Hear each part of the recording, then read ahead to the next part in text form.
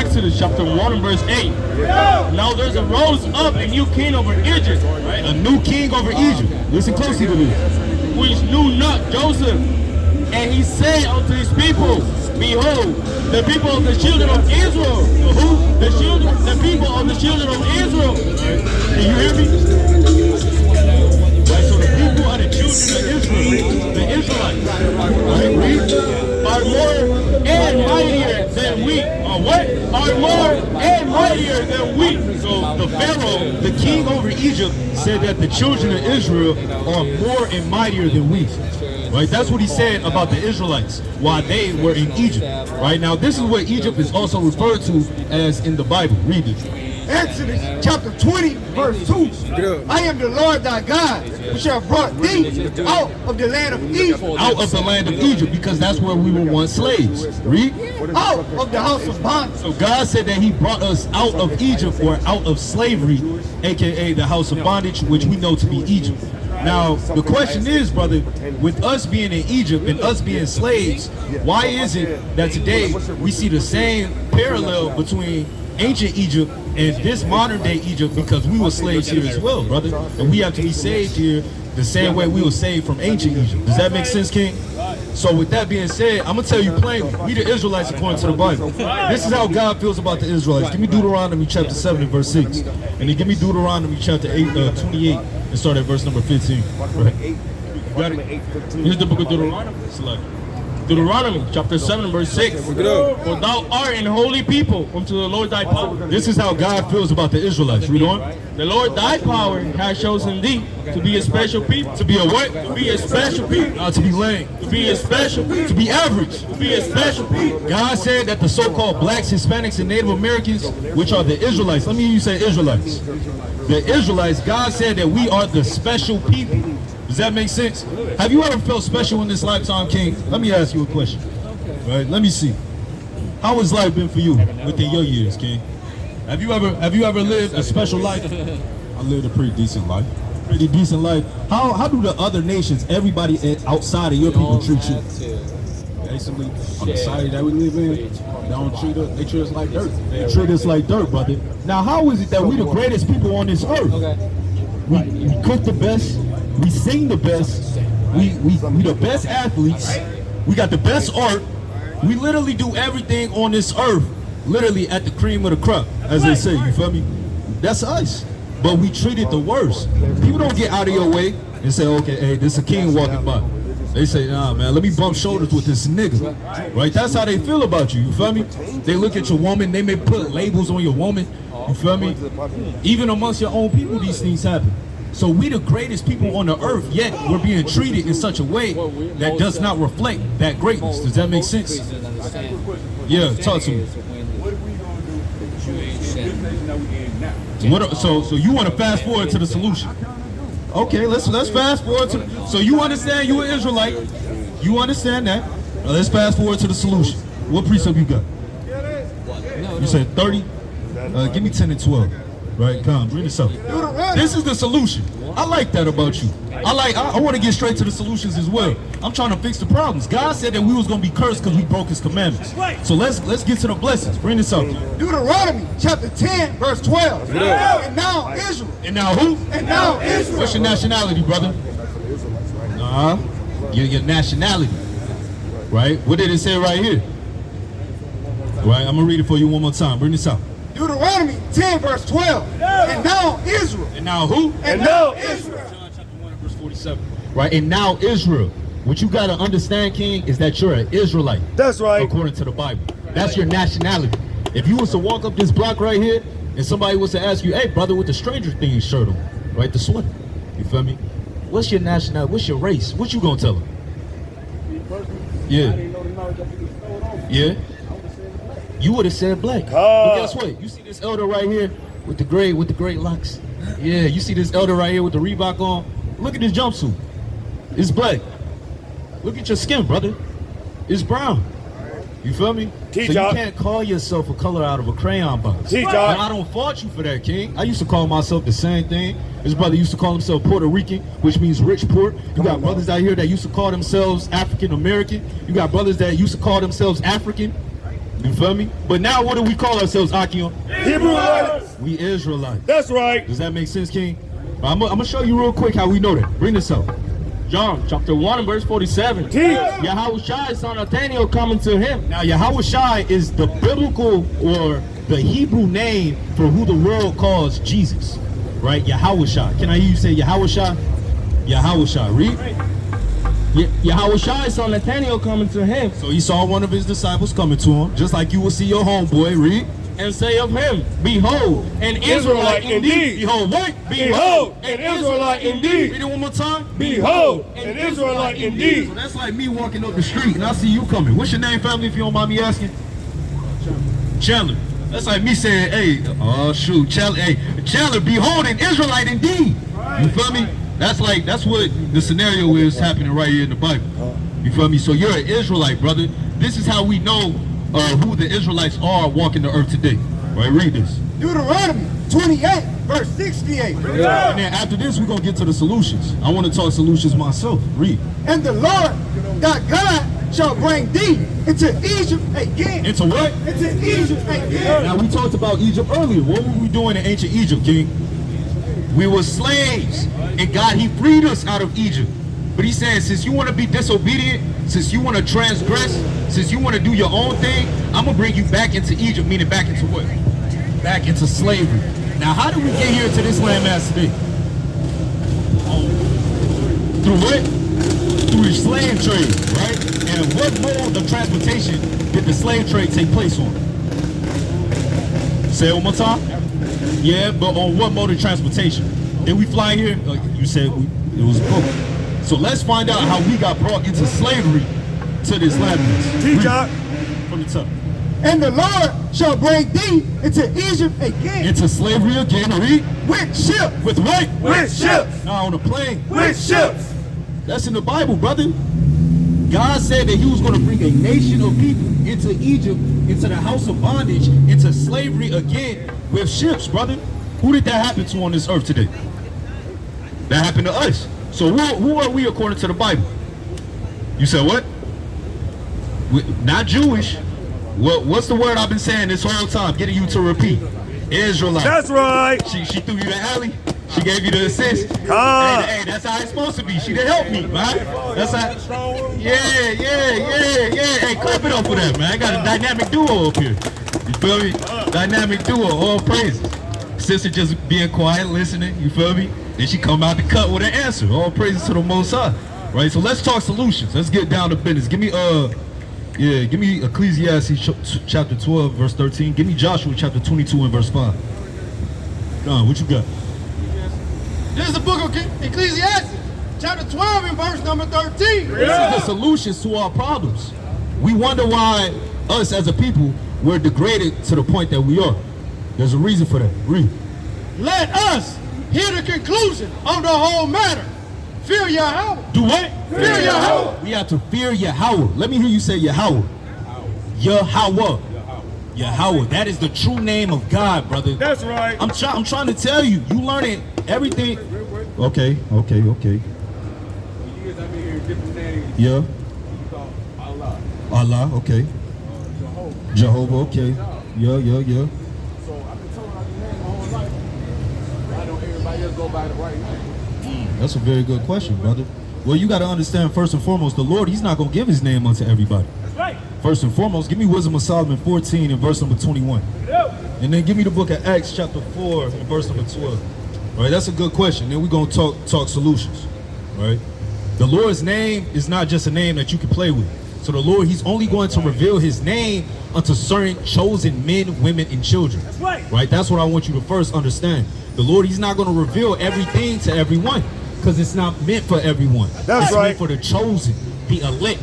You feel me? Bring this out, kid. This is the book of Wisdom of Solomon, chapter 14 and verse 21. Bring it out. And there was an occasion to deceive the world, for men serving either calamity or tyranny did ascribe unto stone and stock the incommunicable name. Right? So the name of the Lord is incommunicable. Right? That means it's sometimes in certain situations it's not to be uttered. It's not to be spoken. right? The name of the Lord in certain instances or in certain situations is not to be spoken because his name is so holy. You feel me? So he's only going to deliver his name unto his holy ones. You feel me? So that's why you see some of the confusion in the world that you see, because everybody has not been blessed with the name of the Lord. Does that make sense, King? All praise to the Most High. I'm going to put one more Bible verse with that. Bring this up.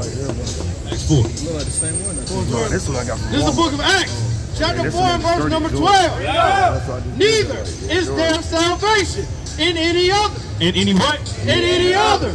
For there is none other name under heaven given among men, whereby we must be saved. Whereby what? Whereby we must be saved. So there's no other name under this entire, under the clouds, brother. There's no other name except for YAHAWAH that you can be saved by. Teacher. So I want you to have that deeply engraved into your mind. Right? I want you to meditate on that. Okay, YAHAWAH, his son's name is YAHAWAH.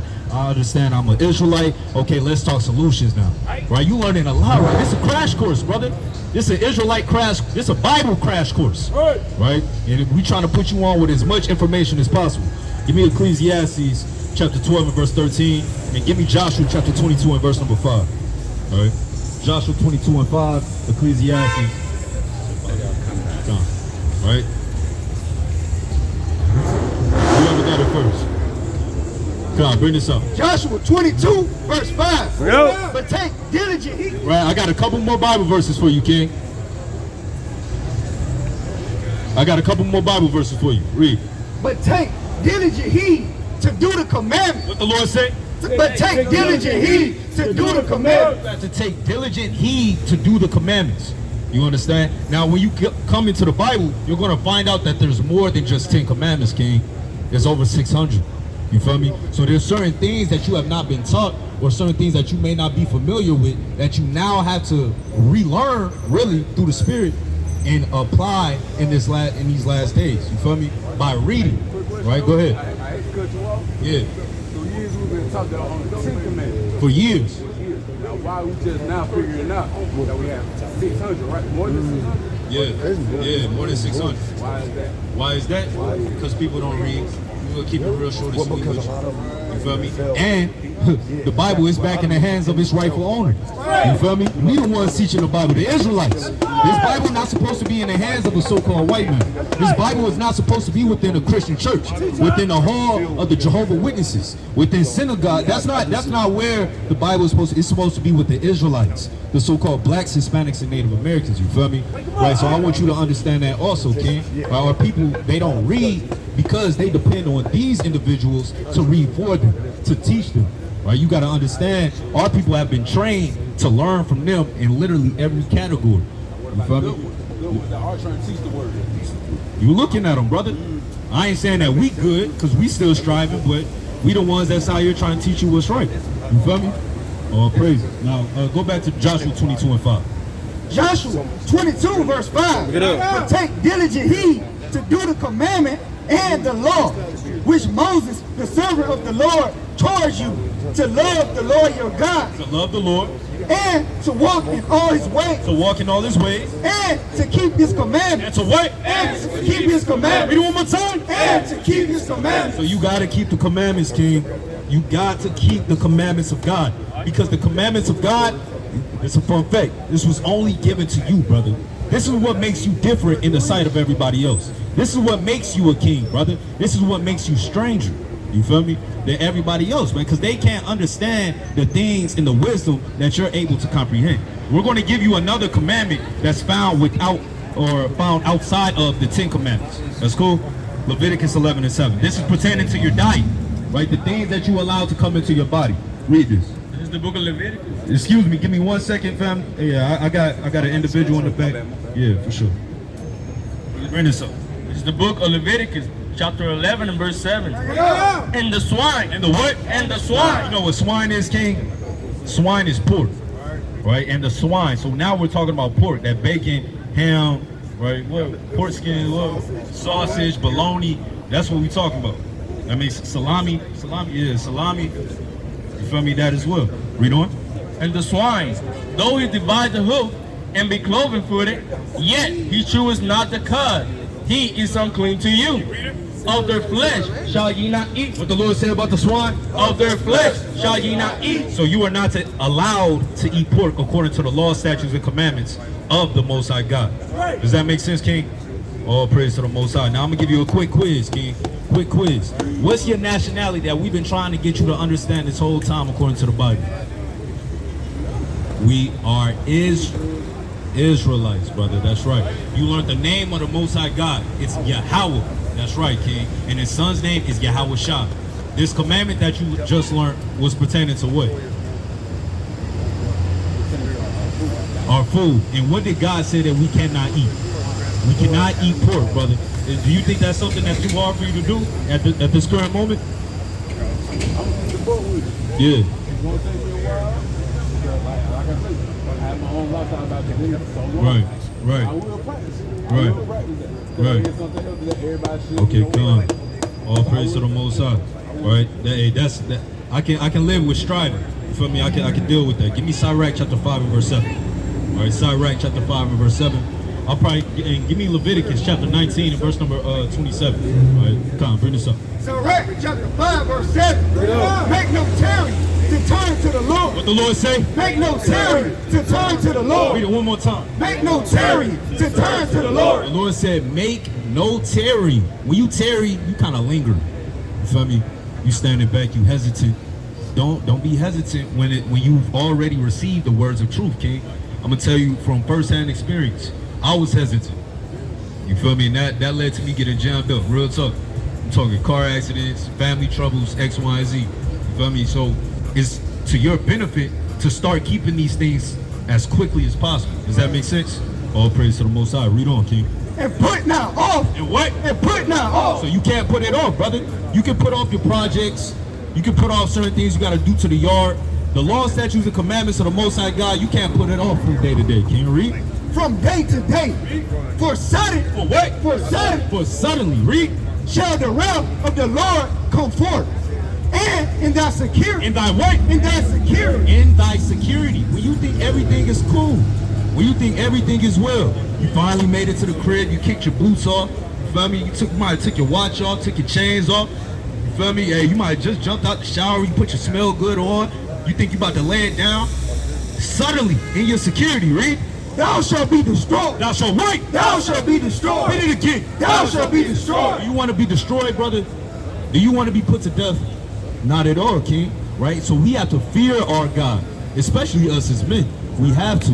Right? I'm still learning it. I'm sure every brother out here can attest that they're still learning as they're going. Con.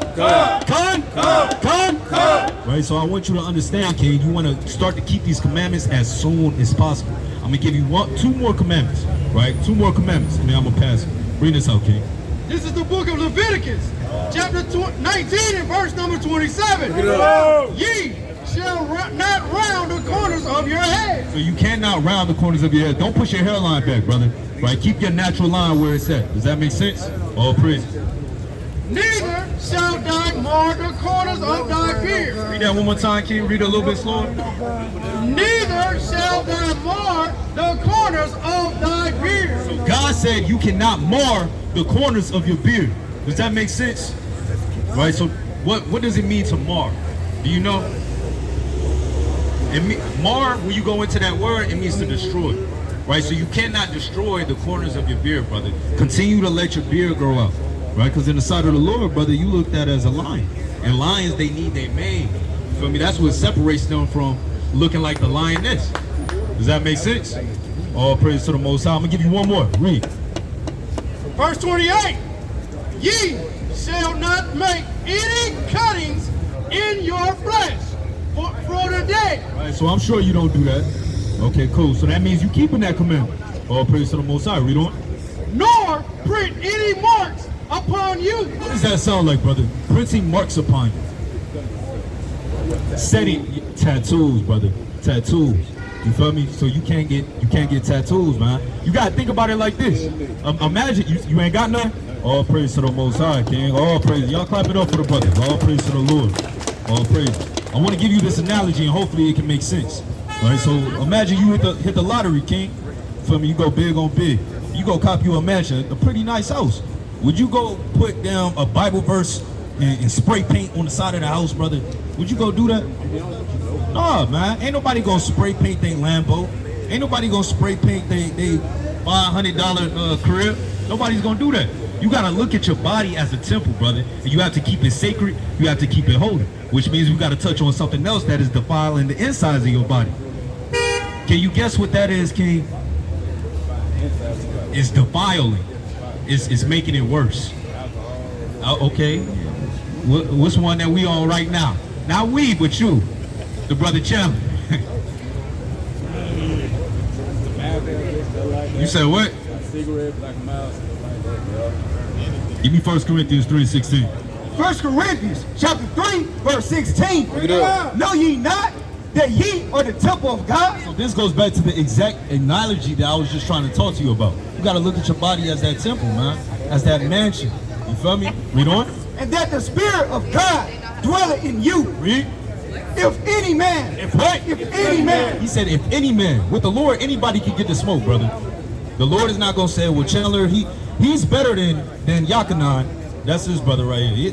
Chandler, he's better than him, so, you know, he gets to wild out. He gets to break the commandments. He's cool. Nah, the Lord is not a respecter of persons. If you go off, he going to hold you accountable. If he go off, if I go off, we get held accountable, King. Does that make sense? Oh, praises. Read on.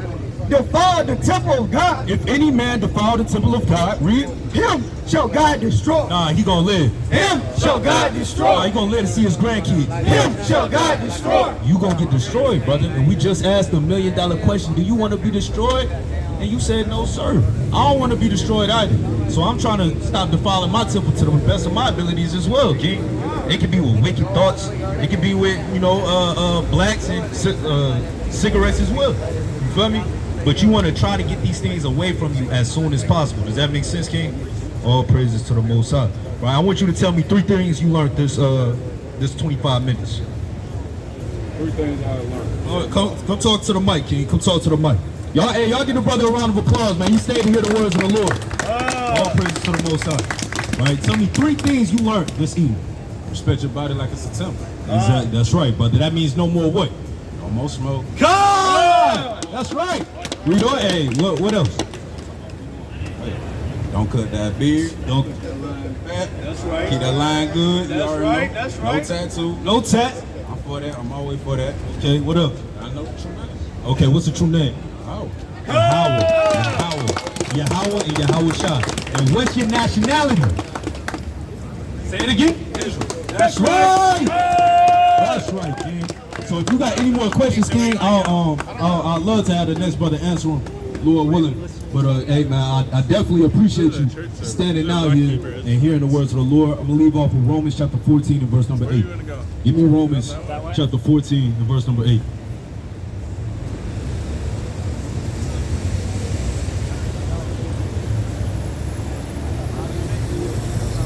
Romans chapter 14 and verse number 8.